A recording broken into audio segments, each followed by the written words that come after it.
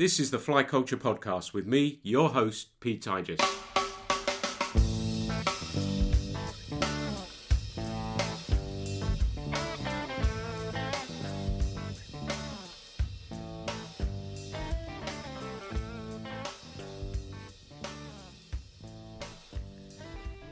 I first spoke with Andrew Fowler when I found his blog some 6 years ago. I asked him to write an article for my online fishing magazine, Eat, Sleep, Fish. Since then he has written 2 articles for Fly Culture, continued his excellent blog, Trout, and written a book, Stippled Beauties, about fishing the trout streams of Natal in South Africa. I was thrilled to hear he would be heading to the UK and jumped at the chance to meet him at long last and learn about the fishing that means so much to him. Welcome everyone to the very latest Fly Culture podcast. It's a case of really being careful for what you wish for. On the last few podcasts I've been praying for more rain. We've had rain, and even more rain. So it's rendered the streams unfishable. It's the 28th of September. We shut on the river tour on the 30th. I'm praying we've got a little break in the weather that we can go try and fish for some salmon. It's still a little bit too high to fish for some trout and bits and pieces like that. So I think it's probably salmon's going to be the way of things for us. So last few days, a little bit sad about it, but when I reflect on the season, actually I'm pretty happy with it. The trout fishing has been really, really fantastic. I managed to catch a salmon just a few days ago as well as the river was starting to rise. I had another couple come and have a look at me as well, which didn't stick. So that was really, really exciting. And we've got more rain coming later today, which I think probably is going to make life a little bit more tricky. So I think we've got a very, very small window of opportunity. But I'm really, really excited to do this podcast because it's somebody I've known for, I think I say on the introduction, 6 years. It's probably longer than that.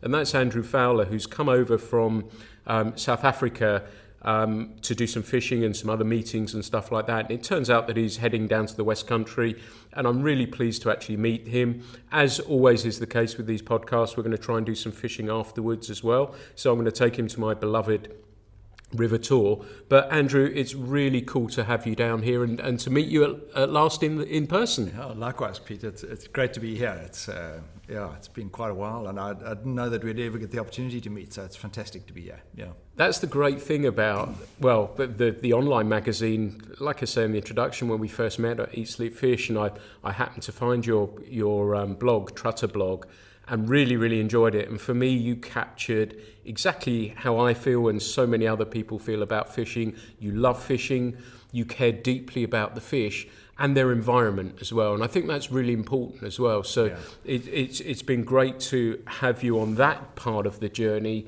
And then, of course, when I started thinking about fly culture, you were somebody I had to have, and it was really great to have you in the very first issue of it as well. Yeah, well, thank you, Pete. And I mean, I found Eat, Sleep, Fish and instantly identified with it in terms of the quality of the graphics, the content that you chose. And I think you've taken that even further with fly culture. You know, it really speaks to me in terms of dropping the grin and grins, speaking to the experience, the lifestyle, stepping away from the tackle junkie side of things. And I guess you probably found that on my blog as well. So yeah, kindred spirits, I suppose you could say. Yeah, absolutely. And I'm really looking forward to fishing with you as well. As I said, it's a real shame. I think the river's going to be too big for us to find a tour trout, but I'll do my very utmost to see if we can find you a tour salmon, which would be pretty cool, wouldn't it? Well, that would be very cool, yeah. Yeah. And so the blog, how long had you been writing that? Pete, I'm trying to remember. I think I started it in December 2012, if I'm not mistaken. Somewhere about there, late 2012. Yeah. Right. So that must tie in-ish with, I'm trying to think, 6, 7, 8 years ago. Yeah, it's a similar sort of time when I started Eat, Sleep, Fish and went from then. So, and you've enjoyed doing it? And yeah, thoroughly enjoyed it. It's been an outlet for, one has these stories in your head. I've been writing for a while, but a lot of it in stuff that's buried in a file. And my son actually got me into it. He looked at some stuff. I've got this fishing journal that I've kept a record of every day I've ever fished since 1983, I think it is. Wow. And not just the catches, who I fished with, how the weather was, and then I was writing some stories and putting them interleafing them. And my son was looking at this. He said, "Dad, what you've got here is a blog, but no one can see it."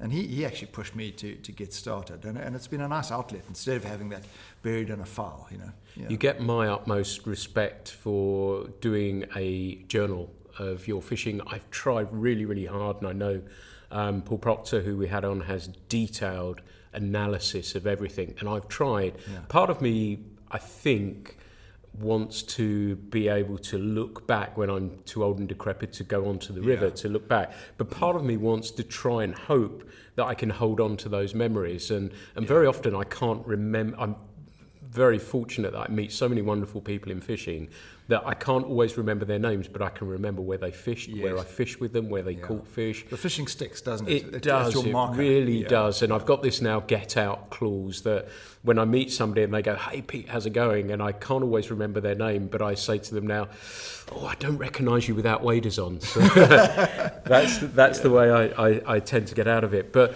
so what did you do when you started the blog? Did you transcribe some of your reports, or you just started from the very beginning, or no, how did that go? I did exactly that. I had some stuff that was on the PC, and I thought, well, let's start with some meaty material. So I forget how many, but there were probably 5 to 10 posts that I uploaded, right from the start, and then got going regularly thereafter. Yeah, it's a great read. Do you come from a writing background, or? It's just something I've enjoyed, and I never labelled myself as a writer, I guess, until more recently. But I've always written little bits and pieces for the local fishing club magazine, or if I did a business trip, I would feel compelled to journal that and send it to my family, or that type of thing. So it's just something that comes naturally to me, I suppose.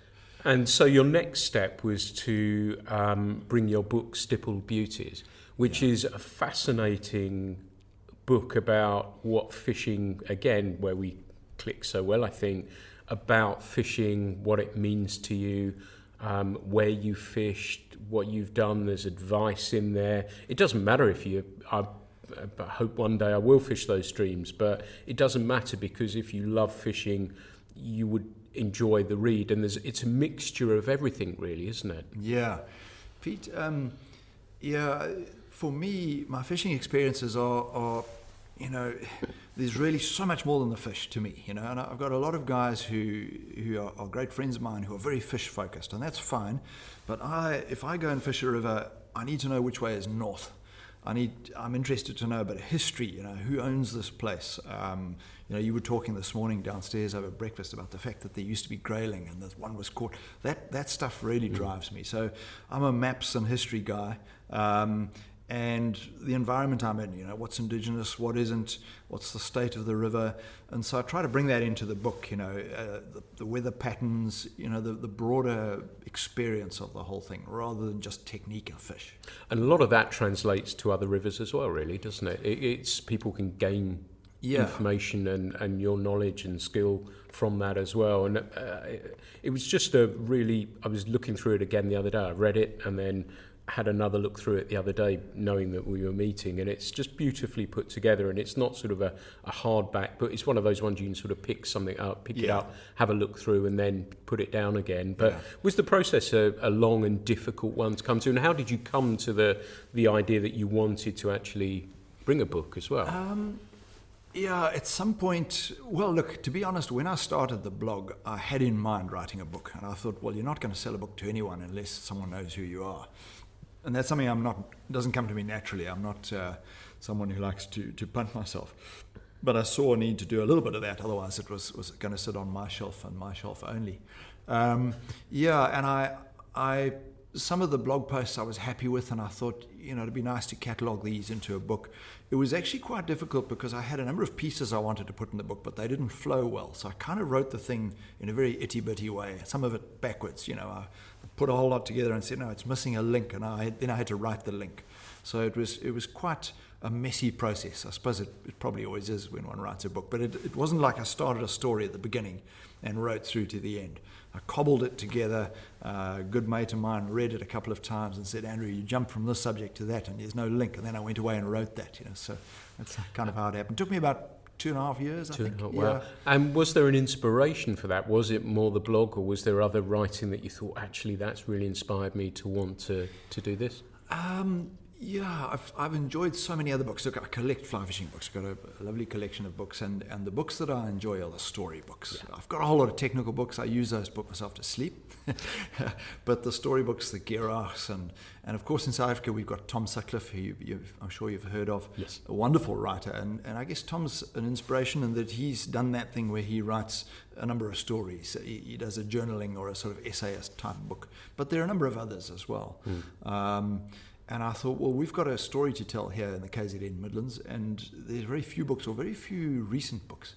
There's some good old stuff from back in the 50s and the 60s, but there's very little recent stuff, and it felt to me there was a gap there, and I perhaps had a part to play. Is there a long, rich history of literature out of South Africa? And it's always I've known about it, but not so much that you can get. You were the first person really of a book. I'm aware of Tom Sutcliffe, and I'm sure I've read some of his stuff somewhere along the line. But being able to be aware of that sort of stuff, is there a long history of? There's not in UK terms, and we're talking trout fishing here. Our trout have been around for about 128 years, I think it is, and the literature came thereafter. So a short history. There's actually a book out, Fishing in the Margins, which is a catalogue of the South African fly fishing books. And I have actively gone out and sought to acquire a copy of each of the ones. Some of the ones in Fishing the Margins are non-trout and non-fly fishing, so I've sort of wheedled my way through, and I think I counted them once. There are about 74 books, so it's a small collection, not a huge collection, and I think I own 71 or 72 of those, and I make it my mission to find those last 2 or 3. And are they difficult to find, or you find? I've got the easy ones obviously, and the more difficult ones come at the end, so I perhaps haven't pursued it as actively as I could, but I'm getting there. Brilliant. And do you find those on eBay, or is it in shops? No, or is they're just not popular out there, and it's difficult to find them. And typically you speak to a bookshop owner and he promises to get back to you, but actually you just go to second-hand bookshops and you go and look in the piles underneath the tables. Nice. That's where you find most of them. Occasionally on the internet someone will put them up, but generally those are the more common ones that everyone's got anyway. And so does that mean, is there a big fly fishing culture in South Africa, or is it sort of coastal fishing? Is it, what does it tend to be? It's interesting that you ask that. I think our numbers of fly fishermen is very low. And if you ask me for a number, I would really struggle. But the fly fishing fraternity that is on social media, who perhaps write some articles for the magazines, who one hears about, I could almost sit here and write you a list. It's small, it's really small. Having said that, a number of people have said to me, visitors from around the world who I have met, not a lot of them, but they've said to me, you've really got something going here. You've got guys who build fantastic bamboo fly rods, you've got guys who make nets, you've got writers, you've got world-class fly tyers. So I think we've got quite a strong fly fishing ethos in South Africa. Rock and surf is big in South Africa. We've got a long coastline, and that's kind of a separate fraternity altogether,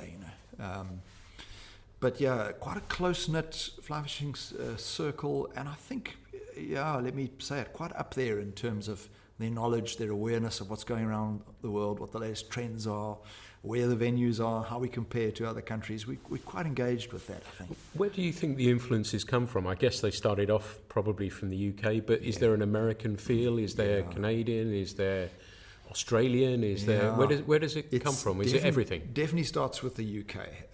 If you look at my own personal experience, my grandfather fished, and he fished with tackle that was straight out of the UK. It was Hardy's and Millwards, and that's where it started. And with all the old English fly patterns, the Conmara Black and and that kind of thing. And I think the American influence has definitely grown. I guess it's because of TV in particular. We got a big, more of an American influence in our TV.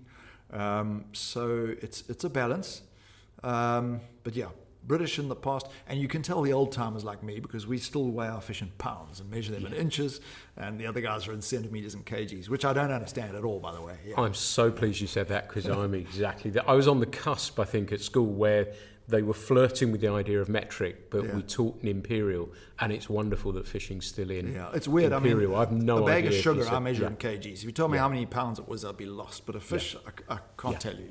It has to be pounds. Or inches long. Inches and pounds. Absolutely. And so coming back to your book, you must have been thrilled, because I heard it sold out. Yeah, well, I did a limited print.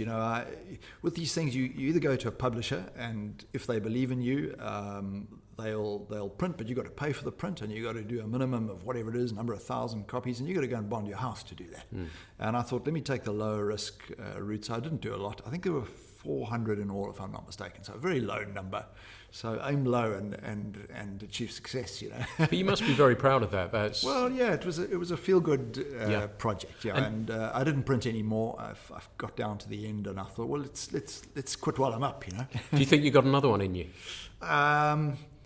It's halfway out, yeah. Brilliant. I've been writing it. I've been through a dry patch though for quite a long while, but I've got a half-written book on the PC, and I just need a prod and a prompt to get back to it and finish it off. Yeah. But thrilling to hear that, and it's wonderful to hear. Did most of them go to South Africa, or I guess probably? Yeah. There were a couple of people who I sent them to, old school friends and what have you, looked me up, and so a couple went to the States and New Zealand and Australia and the UK, but the bulk of them were in South Africa. Fantastic. Yeah. Well, many congratulations on that. Thank It's you. a great achievement. You alluded to your grandfather fishing, and I think we probably should come back to, fishing. Has it always been a part of your life? Yeah, pretty much, Peter. Interesting how I came into fly fishing. My dad didn't really fish. My grandfather did, but he died, way back in 74. I was born 67, so I was a little kid then. So I didn't get the influence from him. But in the farmhouse, there was his old bamboo fly rod hanging in the passage with a creel hanging from the same hook. So it was always kind of there. And I actually, this is a weird story, but I came to fly fishing I was at boarding school, and I came to fly fishing through fly tying, strangely enough. And it's a crystal clear moment. I think it's actually in my book. I was in the school library, and there was the Vineyards book that used to come inside the fly tying kit on how to tie a fly. I was probably a library monitor or something on duty. I picked this thing up and read it, and I thought, this is great. And I went and found who owned the book, and he had a fly tying kit, and he showed me how to tie flies, and it went from there. And then an old Hardy's catalogue, which I still own, about a late 20s, early 30s catalogue in the bookshelf at home that I absorbed and got into it. And then I have a cousin who I fish with a lot. He's mentioned in the book, PD. And his dad was into fishing, so he was a big influence as well. And he started a couple of years before me and has always been as fishing mad as I am. So he helped along the way. But yeah, since junior school days. Fantastic. Interesting you mentioned Hardy a few times there. Have you seen the film Lost World of Mr. Hardy? I haven't actually. You should. No. If you can find it somewhere, it's a fabulous watch.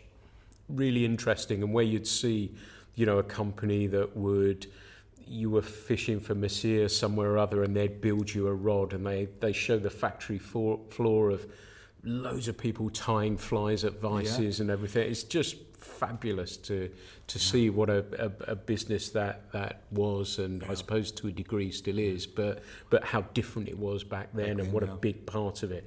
So you found fly tying. I guess you started tying some flies, and then I guess you needed to learn to cast. And and I don't even know, memory fails me. I don't even know how I got into it. I guess I just, there were fly rods hanging in the passage. I picked up a fly rod, probably some help from my uncle, I forget. In quite early days, I remember going to one of the fishing clinics. We've had these clinics now and then over the years, and got some tips there, and just kind of self-taught and learnt along the way. Yeah. So where were you first fishing? Was it on a pond or a reservoir or on the river straight away?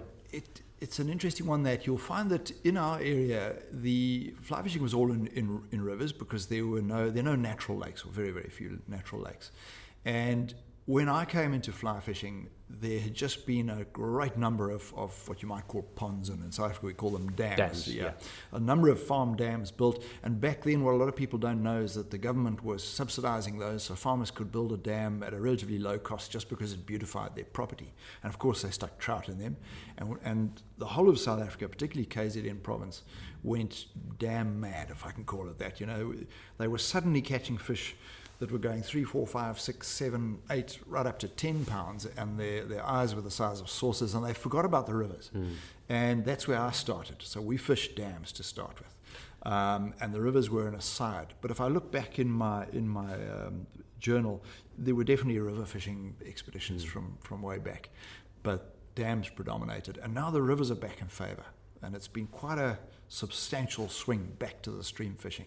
I know my friend Duncan Rayner, who I'm sure will listen to this at some stage. He's from Zimbabwe, and exactly dams I knew exactly, and his mother used to take him, and he tells lovely stories of fishing those dams for fish, and that's how he got into it and went from there. And I think the Stillwater is historically as well has always been a place where even here that we've started our fishing, and then not graduated, because they have an important part in fishing, but people discover moving water, and for me, the moment I discovered moving water, it was hard to get me away from that. So you were fishing your streams and finding trout in those, I guess. And it's interesting now that I think of it. I remember as a school kid, PD and I, we were at school together at high school, and we decided to subscribe to some foreign magazines. And if I remember correctly, I subscribed to Rod and Reel and paid 60%. He got to read them, I got to keep them afterwards. And he did the same with Trout Fisherman, which was the reservoir fishing magazine. So all these great big flyers that looked like lures, but there was a lot of influence from both of those. Quite a nice balance, one from the States, one from the UK. Fantastic. That's really, really cool. And so local river, was that near? I get the impression you have to travel a fair bit to your home stream, as it were. Depending on where you live. My hometown is Pietermaritzburg. I live on a sort of dormitory town just to the north of Pietermaritzburg called Hilton. And most of my fishing is day trips, and you jump in a car and you can be on water from about, to be realistic, 45 minutes to 2 hours drive, depending on which stream or dam you're going to fish. So a bit of traveling, and I think there was a limiting factor as a kid before, I had to wait for someone to drop me off. But day trips, I don't know how that compares to here. You're right on the river here, so you probably... Where I live, you may say it's a lucky coincidence. I live between Dartmoor and Exmoor, where all the streams are, but my wife will tell you that I have maps out looking at where, so we're nicely... That's the lovely thing, and we talked on one of the other podcasts, I think, about the streams that... I've just got streams everywhere. Which is and that's why I live in Devon. You're probably on a stream. I'm 6 minutes from the up sections of the Tor. Where we're going is another 10 minutes down the road, and you've got Dartmoor 40 minutes up the road. So there's a real mixture of fishing in the area, so it was really lucky. So when you were starting, was there somebody you fished with? Was it a buddy from school? Was it a family member, or was taking you to the fishing? Did you have anyone who had a big influence? It was probably PD. So his dad was into fishing. His dad took both of us. He started before I did, and they were fishing mad, and so they'd come visit on the farm, and of course that was a big influence, and him and I fished together a lot, and various other people, but he's the guy I've got the longest history of, and we still fish together, which is fantastic. Great. Lovely. And it's learning about fishing, and we've had some articles, yours, and I know Brett wrote a piece about fishing over in South Africa as well. Seems, and my friend Ray as well mentioned it in one of the articles as well, seems as though it should be on my radar to fish. It's relatively easy to get to, and the time difference and everything else. It's my sort of fishing as well, pocket water, we'll talk about that. But it's been really interesting, and doing a little bit of research before we met up, and we were talking about it while we were having breakfast this morning, and The Trout's Tale by Chris Newton is a fascinating book. If anyone has read it, I hope they'll agree with me, and if they haven't, I would really recommend it. And it talks about the distribution of trout around the then British Empire, and it talks about the length and work and hard work that went into setting up hatcheries to introduce fish to those areas. Particularly, it highlights Tasmania and New Zealand. But I still smile when I look at the first trout that they introduced into Africa, and I think it was Kenya, and a guy called Ewet Grogan, and he just emptied pretty much a bucket of trout over into the river, and they survived. South Africa, it seems as though it wasn't quite as easy.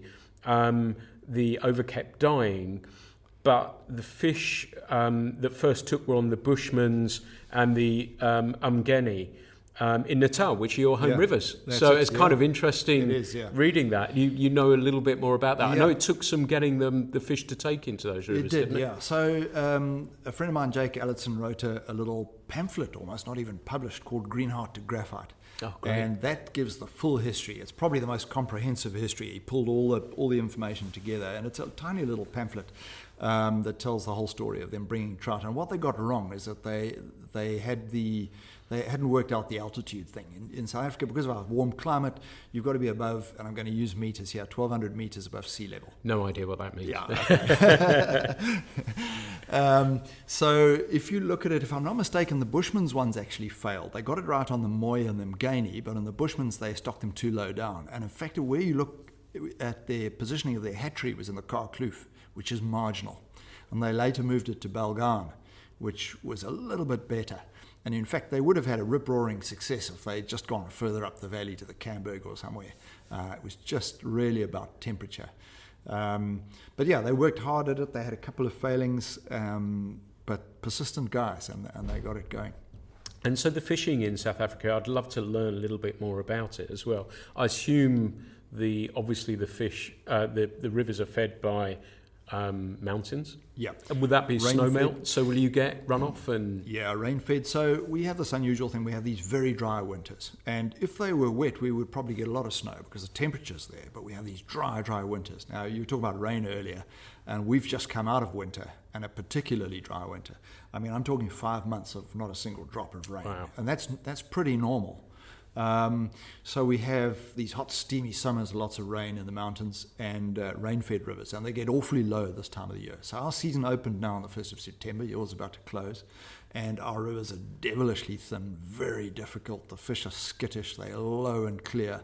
And always around about this time of the year, and I write about this in the book, is we're all kind of looking at the clouds, hanging on for this first decent rains. So yeah, stream fed, and I'm talking largely about KZN here. The Cape is different. They have a Mediterranean climate, and they have all their rainfall in the winter, which is the pole opposite, which is quite unusual. If you look on my blog, there's a little map on the right-hand ribbon with little blue areas. Now, I shaded those by hand, but they're not all that inaccurate as to where you get trout in South Africa. And if you look at it, they are little slithers. They are very contained, and they're very limited because of temperature. So they're in the cool mountainous areas. Western Cape has this cold, wet winters. They have amazingly hot summers, but they have a good evaporative effect because their air is dry in summer, which cools the water. They have these fissures that fill with water in the mountains and bleed out slowly during the summer. And I guess we have the same. We have these cool highlands, great big sponge, which is important to conserve for us guys for a million reasons, but for fly fishers as well. And we survived through the winter on last summer's rain. So which of those rivers that you actually mentioned would be your home river? Would it be the Mui or? It would be the Mgani without doubt. And that I've got a really sort of long history with the Mgani in that my great-grandfather's buried on a farm up there. My grandfather owned that farm. My dad was born there. I grew up on a farm further down the valley, but also with Mgani River frontage. It was just outside of the Trout area. It's closest to me at home. But yeah, there are other wonderful rivers. The Moy, absolutely wonderful. The Bushmans, the Leteni, the Nzinga, the Umkomas. So you've got a few as well? We've got quite a few, yeah. And your home one, how would you describe it to us? Is it sort of steeply falling? Is there pocket water? How wide is it? Yeah.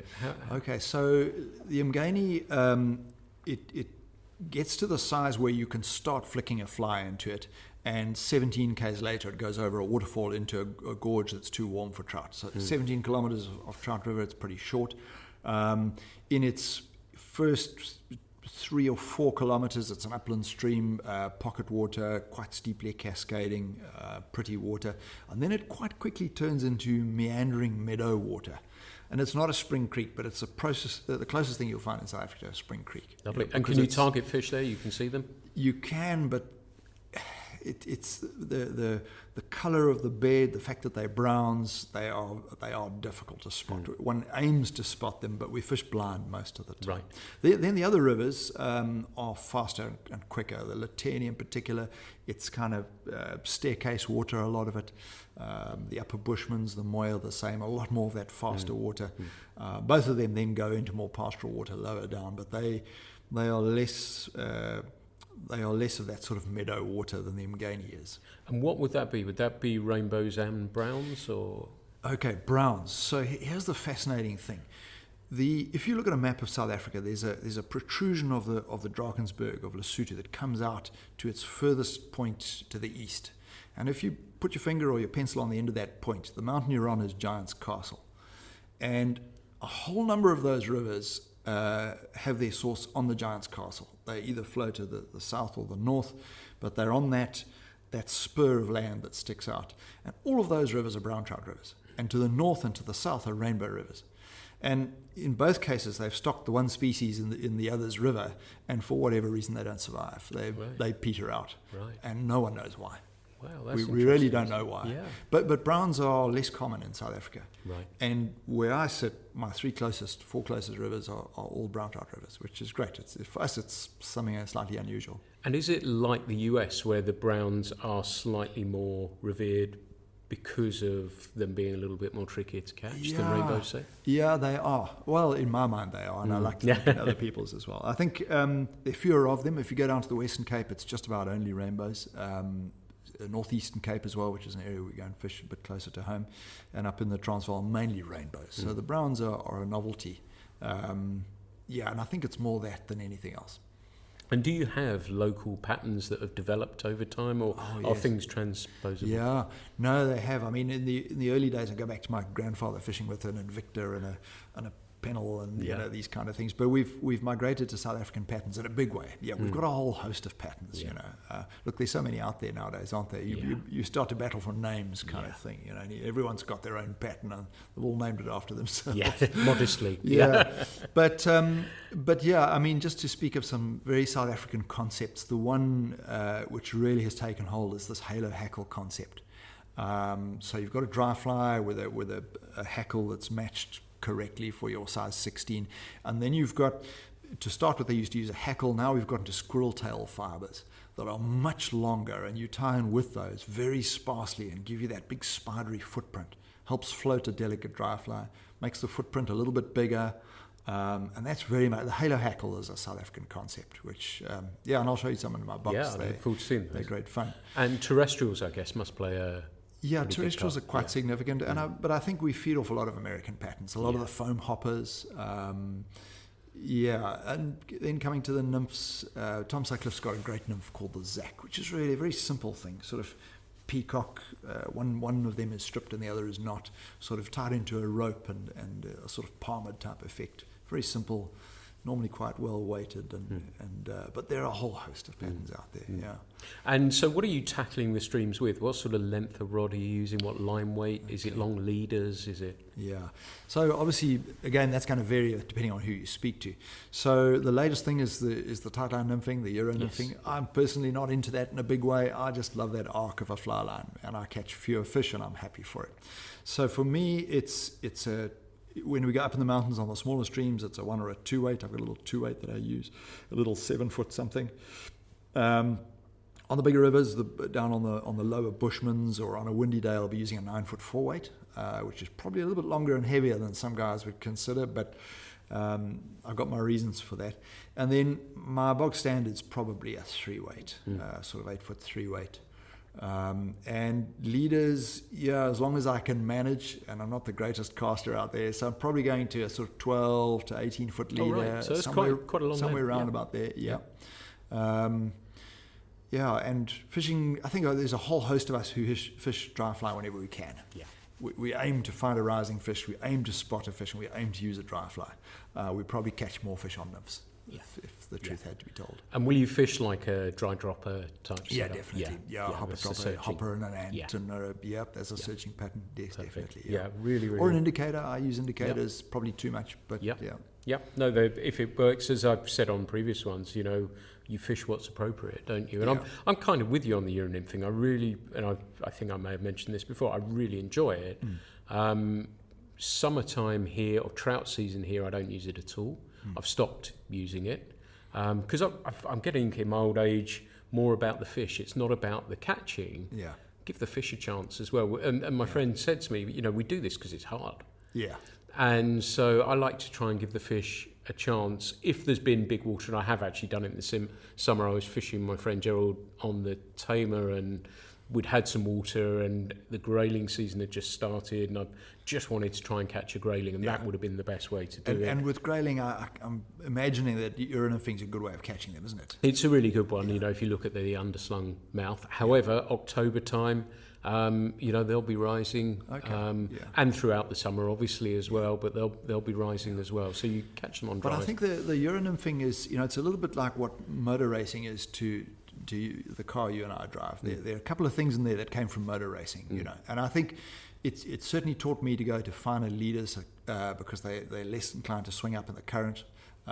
Slightly heavier flyers, as long as I can still have that arcing fly line, So I won't go to a sort of 4 mil bead or even a 3.5 mil bead. I kind of stop at a 2 or 2.5 mil bead if I'm using it. And that's, to be honest, where urine nymphing comes in, because it is easier to lob those 4 mil nymphs rather than a 10-foot.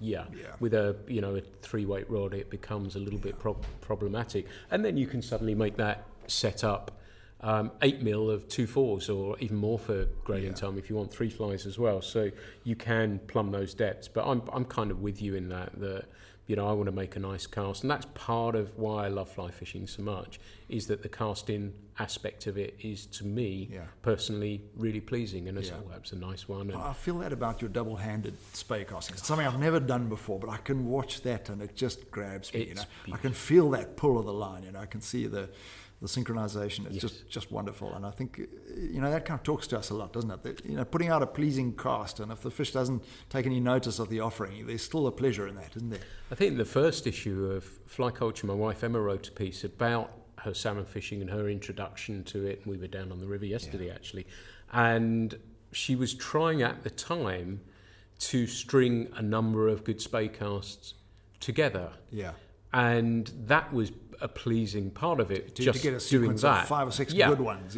And then she's become she won't admit it, she's far too modest to say, but she's become a very fine spey caster and a good salmon angler as well. And I guess to a degree they probably do go hand in hand, although salmon are a weird fish. But with trout, as you well know, you've got a rising fish, and you've got to cover it, and you've got to cover it well. You don't want to spook it, and that sort of part of it is really interesting to me. And I found more so as well, and where I've been fishing a lot this year, that I sit and spend a little bit more time watching and waiting for that rising fish, and I'll wait instead of just jumping in with a nymph. Even it was magnified even more fishing with Paul Proctor. We'd not fished together for a little while, and he was down on the river with me, and watching his patience is unbelievable. He will wait hours for a fish, and the one he caught for our river a really nice fish that was just, I think it was £2.12,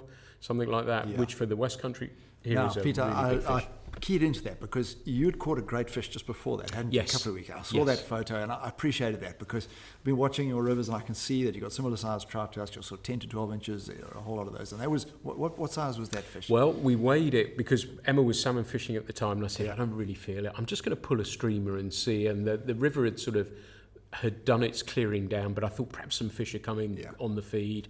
There wasn't anything rising, and my preference is to fish, like I say, I'll fish what's appropriate, but my preference would be for rising fish and to target those. There weren't any rising. I said to her, I'm just going to go upstream with you a little bit and pull a streamer.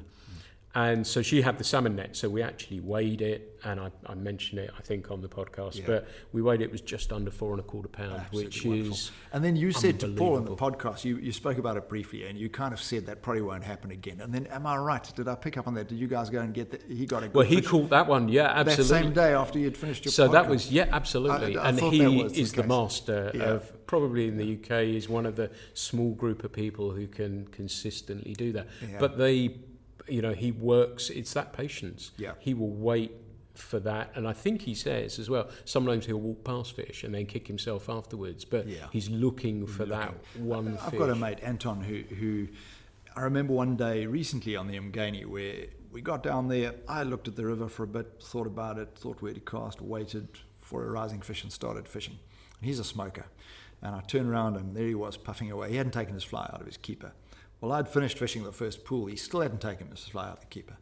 And I reeled in, and I was about to walk past, and he beckoned to me. He said, Andrew, come over here. So I crept up next to him and had a look. He said, there's a trout there, and there's another one over there. And, Yeah, sometimes we just got to slow down, haven't we? It is, and it's really good to do, and I think it makes you look at how the fish are reacting. It makes that fly pattern more well thought out. If you're watching the rise forms, if you're watching, we talked on the one I did with Paul, I think, that I was guiding out the back here, and every time the wind blew, the fish rose, and it took me a couple of to realise it was terrestrials and to put on a beetle, and we caught the fish and things like that. And that patience does pay dividends. And I think as we get older, I'm similar age as you, that as you get older, you're a lot more patient about your fishing. And I know 20 years ago, 25 years ago, I was fishing, I'd run to the river and we'd literally do, and I think Girac mentions it in one of his books, that you do that run trying to get into your waders while you're running to the river. And my friend Ray, the dude, I remember we were fishing somewhere, we'd been on a tour of fishing a bunch of rivers, and we were sitting there and I said, dude, I'm so knackered. We got to eat. We wouldn't eat. We wouldn't fish. We fished together in New Zealand for 2 weeks. And I was ill for 2 weeks afterwards because we didn't eat anything. Yeah, it was. And so now spending a little bit more time, the fish aren't going to go anywhere. You can be a little bit more patient. And I don't fish hard all day now. I find I don't need to. That's enough. It might be 2 hours, 4 hours, whatever it is. Sometimes you've got the bit between your teeth, haven't you? But things do change. I also used to try and look at the piece of river I was going to fish and say, right, it's a mile or 2.5 kilometres or whatever it is, and try and aim to cover that in a day, and that just caused me to fish too fast, Yeah. And so is it long hikes into the river? Do you have to travel a fair way, or is it laid out? Would you have fishing near the road that you can go to? And generally speaking, a bit of a hike, and I think that's. Look, people are naturally quite lazy, and if they're a tourist and a visitor and they've got family with them, if they can park next to their piece of water, they're going to fish with inside of the car or just around the corner. They're more inclined to do it. Our rivers generally do take a bit of hiking, and it's part of what a lot of us love. But I think it's part of what keeps some people out of the river. They can't drive. You don't have roads running down the rivers where you can keep peeking out of the car window to see what the conditions are like. You've got to drive in, park and walk. And that perhaps what keeps the fishing pressure low. And our fishing pressure is very low. On rivers, it's particularly low. I was telling my hosts this morning at the B&B I was staying at that I don't know, I've been fishing for, going on 40 years. I can count on the fingers of one hand the number of times I've bumped into someone else fly fishing on the river. Really? Yeah, I mean, we can go and fish. You can go and cover if you wanted to go that fast. You could do 5Ks in a day. You definitely won't see anyone else. That's extraordinary, you definitely won't. Isn't it? And what about fish per mile? Do you have any sense of how many you're having? No, I really don't. I know the Yanks are very keyed into that, aren't they? Yes, I know. They sort of measure the quality of a stream by its fish count, and I think, well, how do you count them? I guess they got some way of counting them, but I really don't know. But I can tell you that, for example, the Moy has a high population of fish. It probably has too many fish, and if you're not catching them, it's not because they're not fish there. It's because they're just being browns. Browns can be belligerent things, can't they? They close their mouths. But on the Mgani, particularly after a couple of drought years, your fish numbers are lower. And the Lateni's fish numbers are down, and so is the Umkomas. Whereas the Moy and the Bushmans have high populations. So I can tell you that anecdotally, if I can put it that way. Yeah, it's really interesting, the fish per mile. I wouldn't know the tour. My guess would be, well, I don't know because I've never lectured a fish, so I don't know. I'm sure smart people can tell us the answer to that. But you look at the Yellowstone, for example, and that's 6,000 per mile. That sounds high, yeah. Which is big. And I think that's why there you can park your car and probably stay in one spot and catch a bunch of fish. And I think the green in Utah is about 10,000. It's amazing numbers of fish. It's got to be significant what size they are as well. Yeah. Because maybe the Moy's got the same number, but they're all 8 inches in a normal year. Yeah, we could be exactly the same. I wouldn't know. It might be 1,000 per mile. I honestly haven't the foggiest idea. I know that we get runs of sea trout, so that must mean there isn't enough food or the environment or whatever it is. They move out to the sea for some grub. Exactly, and then come back in, spawn again. So I don't know. It'd be fascinating to perhaps try and learn a little bit more about that. I know in the piece you've written for Fly Culture that's just in the issue that we brought out, the autumn issue, you talk about your home stream and the conservation work that you have done on there, which was really, really interesting. Conservation's really, really important to you, isn't it? It is. It's become very close to my heart. I think it's always been there. I mentioned earlier that I grew up on a farm. And that parental influence is big. My dad always hated a wattle tree. Now, a wattle tree, Acacia mearnsii, it's an Australian thing, which is brought into South Africa to give some shade, because we just really don't have a lot of trees. Not in the upland areas. We're a grassland area. And those things have invaded the KZN Midlands, the Eastern Transvaal Highlands as well. They sap, a multiple, call it 4 times as much water as indigenous trees do, and they spread like crazy. A whole lot of problems with them. They shade out the river. They have an allelopathic effect, which means that other species are not able to germinate within their root zone. They're very high in tannins, and their leaf matter is not digestible to all the biota. So these things cause an absolute desert. Now, I mentioned my dad because for his whole farming life, and he's an old man now, his whole farming life, his mission was to get rid of the wattle trees off Corrie-Lynn Farm. And he did that. Every year he would take out another block and push back and put in a pasture or try and get some grass in there. And he achieved it. And that farm is a picture book, beautiful farm now. And so that's always been in me. And then, of course, with the fishing, it became this concern about the rivers. And that's very close to my heart. And this wattle infestation is very real. It's been there for a long time. And if left unchecked, it gets completely out of control. So on the Umgeni, there were some sections that were really bad, and you'd go and fish there, and never mind that you caught your fly in a tree, that's not what it's about, but it was a desert there. The fish numbers were low, the fish size was low. So, I started talking to people about this in the, Pete, probably the early 90s, and it's been there in the back of my head. And I guess you get to a stage in life where you've got a bit of time, you've got the resources, you've raised your kids or whatever it is, where you can now go and pursue a dream or whatever it is. And that became a reality for me with this BRU project that we started, coincidentally also around about 2012, 2013 when I published the book. It's not a huge project. We've probably cleared 6, 7, 8 kilometers of the Umgeni River, but it's been very satisfying. It really has. And has that brought more people in? It's interesting you talk about as you get to a certain age and stuff like that as well. Do you think that is you want to leave, not that we're talking about mortality or anything like that, but you want to have a river that you can have people when you were younger, younger people coming through and fishing that? Are you getting younger people fishing? And I don't know why, but it gives me immense satisfaction when someone goes and fishes one of those cleared beats on the Umgeni and has a great day. I just enjoy that, Even if it's not publicised, I just really enjoy that we've fixed something that people can go and use, and I hope that guy's grandkids will also go and have a good fishing there. There is something satisfying about that, isn't there? And is there plans to try and do some more work as well? Yeah. So all these rivers have different needs. So some of these rivers will come out of the relatively pristine Drakensberg area, the UNESCO World Heritage Site, nicely preserved. They'll cross the fence into a dairy farm, or perhaps more significantly into a rurally condensed area of population, these previous tribal areas, with quite severe erosion, quite a lot of wattle infestation. So there's more than enough work to do, and there's a lot of overgrazing. There's a lot of American bramble, which is difficult stuff to get through, apart from anything else, but also thins the felt, and that in turn gives rise to more erosion. So there's so much more work to do, and it's just a case of funding and willing participants, and I think I'll push that as far as I can. Yeah. If the guys who are still with me and there's still some money in the bank, we'll do what we can. Yeah. And most of those people helping you, are they fly anglers or are they people caring about? So I've done quite a lot to try and, when we have a volunteer day on the river, to try and punt it to friends in the environmental community and friends in the fishing community. And we've got a blend of people, largely fly fishermen though. Those waters we've cleared belong to our local fishing club. So it's fishing club members coming to clear their own beat.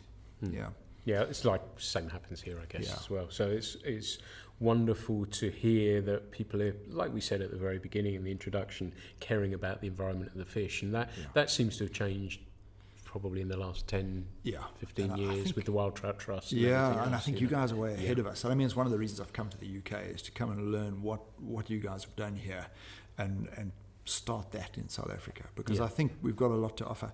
We've got a vested interest in a clean, full river, and there's a lot we can do to achieve that. It's interesting because my guess is that probably the Wild Trout Trust came about when it started, the Wild Trout Trust Society. I remember joining it the moment it started, but I guess that took a lead from Trout Unlimited.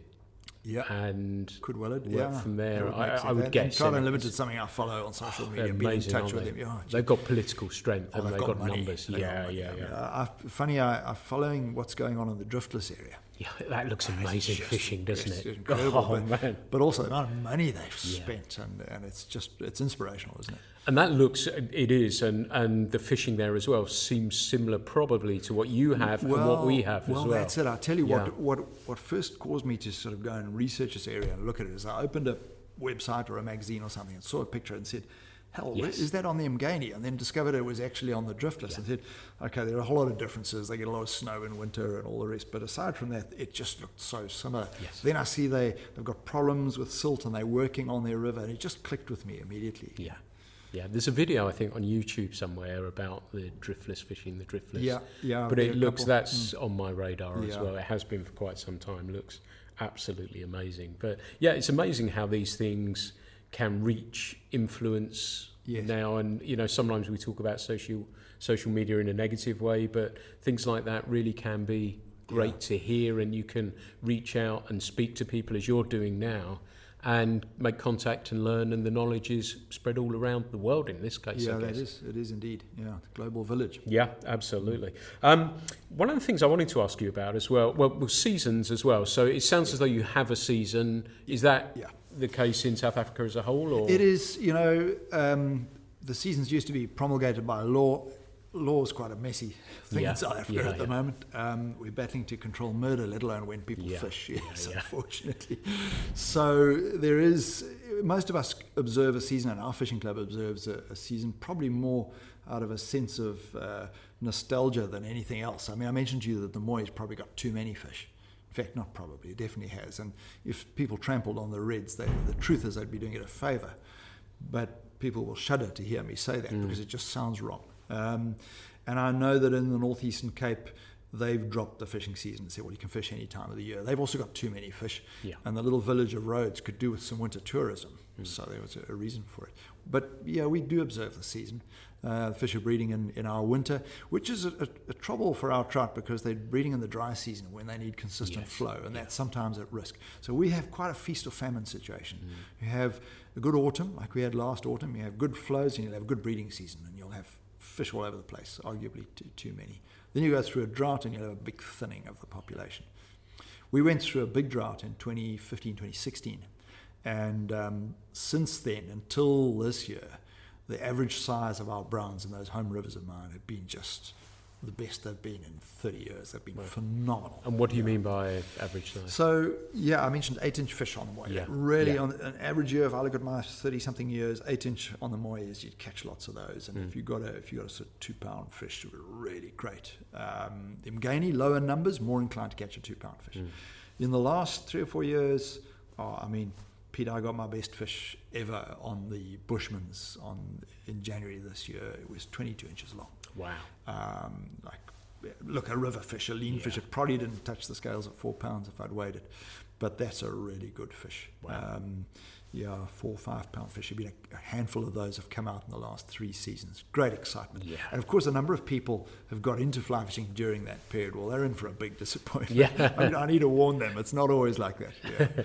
It was interesting you touch on that. We've sort of gone around a little bit with this, but because I said to Paul at the time when we were doing the podcast, I didn't know how I felt because I knew I'd never beat that. How does that feel to you, having caught that fish? Now, do you think you just do you want to beat it? You just kind of bank it and say, well, if it happens again, that'll be glorious. But I'll just live in the memory. And that was one of those ones where I had no one with me, and the thing wouldn't fit in the net. I was battling. I got it into the net with its tail sticking out, And I got the camera out with one hand and tried to got the fly out. I think it was barbless fly came out, and I maneuvered it into position to try and get that. And the instant I was about to hit the shutter, it sprung off. So I don't even have a photo. And I'm sure none of my mates believe it. But it's burned in the memory. Oh, it's there for me. Yeah, fantastic. One of the fish I wanted to ask you about was yellowfish, and I think again in Eat Sleep Fish we had a piece on yellowfish. Yeah. Can you tell me a little bit about those? And what family are they? A bit of carp there? I can tell you very little. Yeah. But because I'll explain myself. But the yellow, you often get people see pictures of them and call them a carp, and I know that my colleagues who are really into yellowfish get offended by that for whatever reason. But and I don't know even the Latin name of them, but they'll tell me that they're not a carp, and they're definitely an athletic fish, strong fighters, there's no doubt, and really become quite a prized quarry. And you asked me earlier downstairs over breakfast, do they compete with the trout? And they don't, they coexist. And the yellows breed in summer, the trout breed in winter. They no doubt predate on one another's young, but not to the extent that it harms either species. The yellows are found in the warmer waters, generally, and they'll migrate up in their breeding season to a certain extent and no further.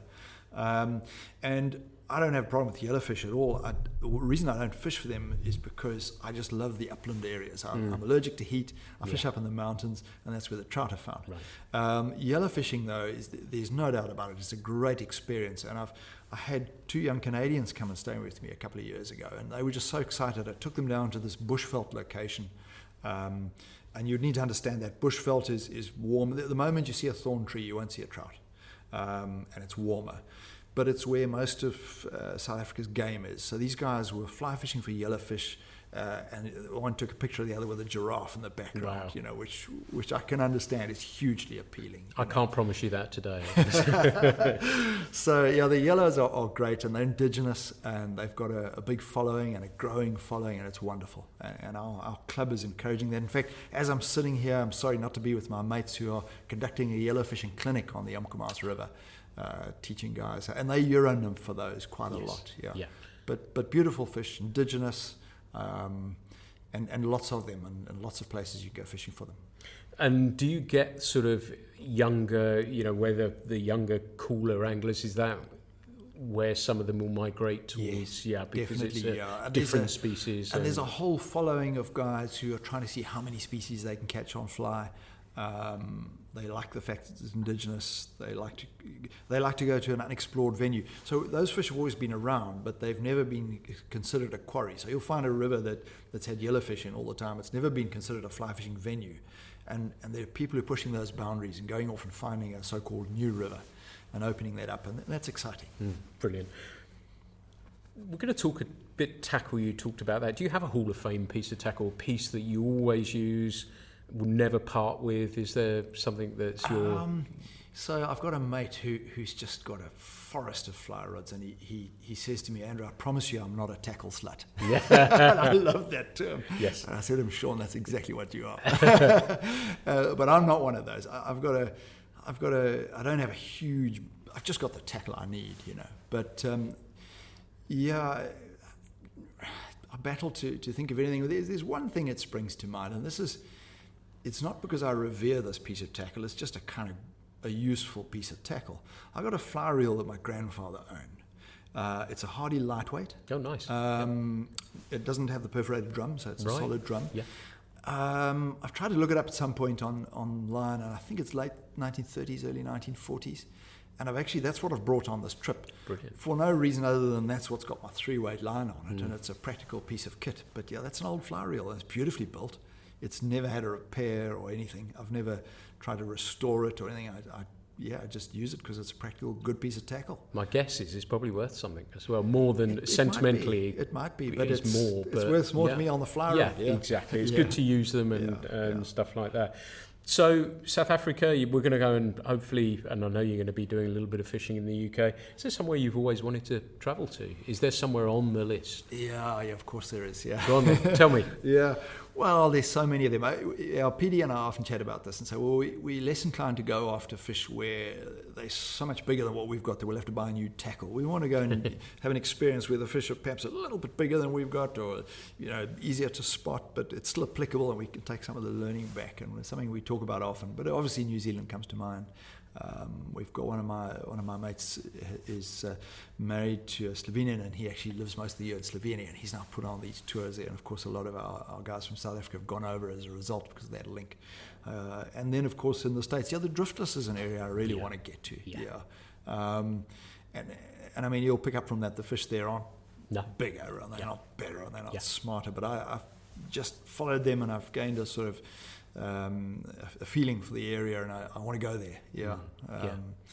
So those are a couple of them. I've looked at Eastern Europe, and I've read a couple of pieces that were eat sleep fish from some of the guys. You've had some writers from Bulgaria and Stan Mankov. There was a guy who wrote about somewhere else in Eastern Europe as well, and I can't quite remember. It might have been Poland. There's all these sort of weird and... Well, I think I'm inclined to want to go there because no one else has. Yeah, that's where I'm a with bit you. Like that. I'm against the flow. I don't want to go mainstream. You said to me earlier, you like a salmon, you go upstream. I'm the same. I'd like to go where people say, what, you went where to go fishing? Never heard of it. I know I was researching Turkey recently and places like that, the weird, slightly different. I haven't got the nerve to go, they say there's trout in Persia somewhere, but I think that's probably a bit lively to go down there at the moment. Bhutan, Morocco, yes, the High Atlas Mountains, absolutely. I've looked at that. The places like that. But they're on the map. There's the border between them and Algeria is a dotted line. That tells you something. Absolutely, And there's all these, and as I said, that Chris Newton's book really is fascinating, seeing where they're distributed. And there's some island that France owns that they put trout in. You cannot fish there. You're not allowed on this island, and there's trout, and nobody fishes for them. Pete, I think you know I've got to go there. You can't get there. They won't allow anyone on this place. And places like that, I would love to. A James Bond sort of fly in, fly out sort of thing. And beach something instead of taking your wetsuit off, you have a waders underneath your wetsuit and stuff like that instead of the dinner jacket James Bond sort of thing. But places like that to me are really interesting. Bhutan to me, I think is my dream. I'd never heard trout in Bhutan. I mean, you're the first person telling me that. I saw it first off. It was a wonderful TV program called A River Somewhere, and they were the guys, Australian guys, I hope I've got that right, who did a series of television programs. They were involved, I think, with a great film called The Dish with Sam Neill, and it's about the Apollo and how they use a satellite station in Australia. But they did this series, and they fished first in Australia and New Zealand. Right. It obviously went down very well, so they got a slightly bigger budget. They went to Scotland fishing for salmon. They went to Idaho and caught some brook trout, and it was kind of interesting that they fished, but also they'd take a fish, cook it, celebrate it, and so it was a bit of everything. And then they went to Bhutan and fished there. And I think also we had a program here with Charles Rangeley Wilson, and I think he went there as well. And it just looks amazing. You're in the Himalayas, and again, for Eat Sleep Fish, we had some guys guiding Himalayan fly fishing or something, catching masir and trout in the Himalayas. And then places like that, to me, like we said, I think was very, very similar, that I don't want to follow the flow. I'd much rather tread my own path through long grass. Avoid the tourist bus. Yeah, I think so. That's, they're all good, and I'd never say no to going to anywhere, but I kind of like going somewhere different. And because size isn't important to me, it doesn't matter. And I think in Bhutan, they're not big fish, generally speaking. Because they're not taken there. Because I think because they're Buddhist, I don't think they kill the fish. So it's similar to what you were saying, plenty of fish, but all of a certain size. But just to say I'd caught a fish in the Himalayas would be really super cool. So I think that's on my list. I cannot believe we've talked for over an hour already. It's been really, for me, fascinating listening about fishing that is so different yet so similar, that talking to somebody who feels the same way about the fishing as well has been wonderful. And it's been, I know, or I hope our listeners will find it equally as interesting, learning about fishing that I'm sure many of us haven't experienced, but hearing a little bit about it and how the fishing isn't really that different, is it? We're all singing from that same hymn sheet, and those fish that have been transported are pretty similar. I think they're Lochleven, aren't they, your brown trout? Yeah, a lot of them are. A lot of other influences since then. But initially, especially in Lochleven gaming, ones. So, you'd find those on the test and the itching, I think, possibly, and elsewhere as well. And it's just really interesting being able to sit down and talk to you about these things and your passion for your fishing and their environment as well. So I would like to thank you so much. It's been such a pleasure to meet you. And now we're going to go and do some fishing. So Andrew, thank you so much for thank you very much. Sitting down and listening. Thank you, and listening to my questions. We're going to go and hit the tour. We're going to see if we can find a salmon. I'm praying the river has dropped. The clarity yesterday, as I said, was 6-8 inches or so it wasn't great. But we're going to give it a go. The sun's out. We're going to give it a go. Before the rain, I think there's a rain forecast for about 3, somewhere around there. And we'll enjoy some time on the river. I really hope you've enjoyed this podcast as much as me. This is an offshoot, as I always say, of Fly Culture magazine. If you've not seen Fly Culture magazine, it is a quarterly publication. It's a hard copy magazine. We're fiercely independent. We have no adverts. It's all 100% content. It's 100 pages of 100% content. If you'd like to learn a little bit more about it, you can visit our flyculturemag.com website. We're having a new one built, which should be coming very, very soon, that will be including videos, tackle reviews, other bits and pieces on there as well, and content as well for you to enjoy. I hope you've enjoyed this one. You can find more details of Fly Culture via the usual social media channels. On Facebook, we update the page very regularly, as we do with Instagram. You can find us on Twitter as well, so we're there. We're always posting bits and pieces on the internet. So I hope you enjoy those. This is Pete Tiger signing off. I really hope you'll listen to the next one. If you've enjoyed this, please leave us a review on iTunes. I'd hugely appreciate it. And I look forward to doing another podcast very, very soon. But in the meantime, thank you for listening. Thank you to Andrew once more, and good fishing to you.